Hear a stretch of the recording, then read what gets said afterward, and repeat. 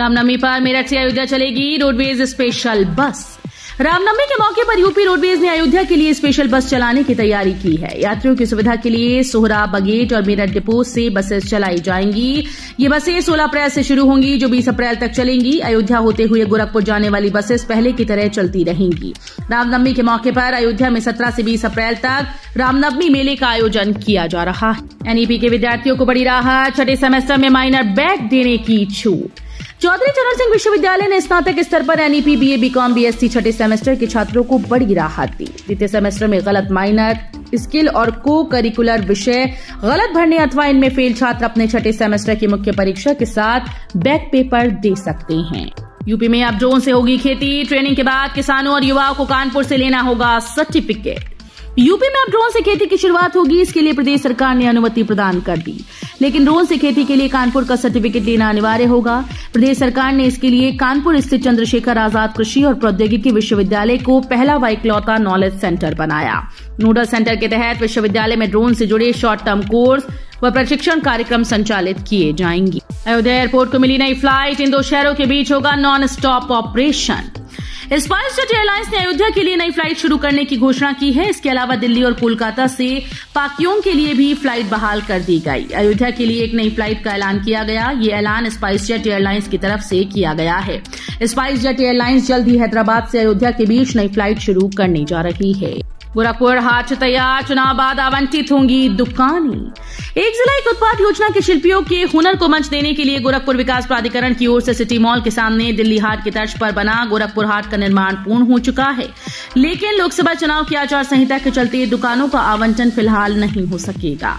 चुनाव के बाद GM Krishna Karunesh readymade garment के उद्यमियों और टेराकोटा के शिल्पियों को दुकानें आवंटित करेंगे। ग्राउंड हैंडलिंग सर्विसेज के लिए नोएडा अंतर्राष्ट्रीय हवाई अड्डे ने बर्ड ग्रुप का किया चयन। नोएडा अंतर्राष्ट्रीय हवाई अड्डे ने शुक्रवार को कहा कि उसने उत्तर प्रदेश के जेवर में बनने वाले हवाई अड्डे पर ग्राउंड हैंडलिंग सॉल्यूशन और सेवाएं देने के लिए बर्ड ग्रुप के साथ एक रियायत समझौता किया। हवाई अड्डे ने कहा कि रणनीतिक साझेदारी हवाई अड्डे पर कुशल और निर्बाध ग्राउंड हैंडलिंग गतिविधियों को सुनिश्चित करेगी, जिससे समग्र यात्री अनुभव में वृद्धि होगी। ग्रेटर नोएडा वेस्ट में जाम से मिलेगी निजात। ग्रेटर नोएडा में लोगों की सुविधाओं को ध्यान में रखते हुए प्राधिकरण करीब 8 जगहों पर फुट ओवर ब्रिज बनवा रही है। यहां पर बढ़ते जाम को देखते हुए अब सबसे बड़े चौराहे गौर चौक पर अंडरपास का निर्माण शुरू होने वाला है। इसके लिए प्राधिकरण ने तैयारियां शुरू कर दी। अब रूट डायवर्जन का चार्ट तैयार किया जा रहा है। जल्दी प्राधिकरण की टीम यातायात डीसीपी के साथ बैठक कर रूट डायवर्जन की रिपोर्ट तैयार करेगी। डीएम के इस आदेश से छूटे कॉन्वेंट और निजी स्कूल संचालक के पसीने। बढ़ाई गई फीस करनी होगी वापस। कॉन्वेंट और निजी स्कूल में फीस बढ़ोतरी और निजी प्रकाशकों की महंगी किताबें देकर अभिभावक परेशान हैं। इनको राहत देने के लिए राज्यसभा सांसद नवीन जैन ने डीएम से कार्रवाई के लिए कहा। उन्होंने पत्र भेजकर अभिभावकों का दर्द बयां किया, तो वहीं जिलाधिकारी ने भी बीएस से जीआईओएस व स्कूल संचालकों को इस संबंध में स्पष्ट निर्देश दिए हैं। अंग्रेजी शराब का बदलेगा लुक, प्लास्टिक की बोतल में बिकेगी दारू। कांच की बढ़ती कीमतों के कारण अब अंग्रेजी शराब की पैकिंग नए रूप में दिखाई देगी। बड़ी कंपनीज इसे प्लास्टिक की बोतलों में बेचने की तैयारी कर रही है। इसकी पैकिंग को स्पॉन्ज किया गया है और इसे हिप बॉटल का नाम दिया गया है, जिससे लोगों को ये आकर्षक लगे और बिक्री पर असर न पड़े। बागेश्वर बाबा धीरेन्द्र शास्त्री को सिरतन से जुदा करने की धमकी। बरेली के युवक ने एफबी पर लगाया विवादित स्टेटस। मध्य प्रदेश छतरपुर जिले के बागेश्वर धाम सरकार के पीठाधीश्वर पंडित धीरेन्द्र कृष्ण शास्त्री को कथित तौर पर एक बार फिर से जान से मारने की धमकी देने का मामला सामने आया। उत्तर प्रदेश के एक मुस्लिम युवक द्वारा फेसबुक के माध्यम से दी गई धमकी में आचार्य धीरेन्द्र कृष्ण शास्त्री का सिर तन से जुदा करने की बात कही गई। फ्री राशन के लिए राशन कार्ड नहीं बना तो बनवा लें, इस डेट तक करें आवेदन। पात्रता श्रेणी में आने के बावजूद राशन कार्ड न होने की समस्या से जूझ रहे हजारों लोगों के लिए काम की खबर है। राशन कार्ड प्राप्त करने के लिए 1 सितंबर से 30 सितंबर तक ऑनलाइन आवेदन किया जा सकता है। इस समय सीमा में आवेदन करने वालों की पात्रता की जांच करवाकर उन्हें राशन कार्ड उपलब्ध करवाए जाएंगे। हरदोई डीएम मंगला प्रसाद सिंह ने बताया कि गरीबी रेखा के नीचे जीवन यापन कर रहे ऐसे परिवार जिनके पास अब तक राशन कार्ड नहीं, वो राशन कार्ड के लिए आवेदन कर सकते। 15 अप्रैल को जारी नहीं होगा UP board high school inter result. उत्तर प्रदेश माध्यमिक शिक्षा परिषद की यूपी बोर्ड हाई स्कूल और इंटरमीडिएट रिजल्ट 2024 की घड़ी नजदीक आ गई है। यूपी बोर्ड की ओर से जल्द ही रिजल्ट घोषित करने की तिथि व समय का ऐलान किया जा सकता है। इस बीच रिजल्ट को लेकर छात्रों की बेचैनी बढ़ने लगी। बहुत से छात्र अभी से अपने मोबाइल फोन के जरिए गूगल पर यूपी बोर्ड रिजल्ट को लेकर सर्च कर रहे हैं। यूपी के 10 जिलों में 13 मई को रहेगी छुट्टी। स्कूल, दुकान, प्रतिष्ठान सब रहेंगे बंद। यूपी के 10 जिलों में डीएम 13 मई को सार्वजनिक अवकाश की घोषणा की है। इस दिन स्कूल, दुकान, प्रतिष्ठान सब कुछ बंद रखने का आदेश जारी कर दिया गया। दरअसल 13 मई को लोकसभा चुनाव के चौथे चरण की वोटिंग होगी। लोकसभा चुनाव में 13 मई को लखीमपुर जिले के सभी 2890 बूथ्स पर वोटिंग होगी। यूपी में आज से बदलेगा मौसम का मिजाज, इतने दिनों तक होगी बारिश, ओले भी गिरेंगे। उत्तर भारत में पड़ रही गर्मी के बीच मौसम विभाग ने राहत भरी जानकारी दी है। यूपी समेत उत्तर पश्चिम भारत के राज्यों में मौसम में बदलाव आने वाला है। आज से 15 अप्रैल तक बारिश, आंधी, तूफान का अलर्ट जारी किया गया। इसके अलावा मध्य भारत में आज 13 अप्रैल को हल्की से मध्यम बारिश व आंधी, तूफान, ओलावृष्टि होने वाली है। मुरादाबाद का हर बच्चा कश्मीर के लिए अपना जीवन देने को तैयार। केंद्रीय गृह मंत्री अमित शाह ने संविधान के अनुच्छेद 370 को समाप्त करने के संबंध में कांग्रेस प्रमुख मल्लिकार्जुन खड़गे के हाल के बयान को लेकर शुक्रवार को कांग्रेस पर निशाना साधा। शाह ने यहां एक चुनावी सभा में कहा कि कांग्रेस के खड़गे जी कहते हैं कि राजस्थान और उत्तर प्रदेश के लोगों का कश्मीर से क्या लेना। मैं उन्हें बताना चाहता हूं कि मुरादाबाद का हर बच्चा कश्मीर के लिए अपना जीवन देने को तैयार है। भारत में धर्मांतरण की आजादी, लेकिन देने होंगे ठोस सबूत, इलाहाबाद हाईकोर्ट बोली।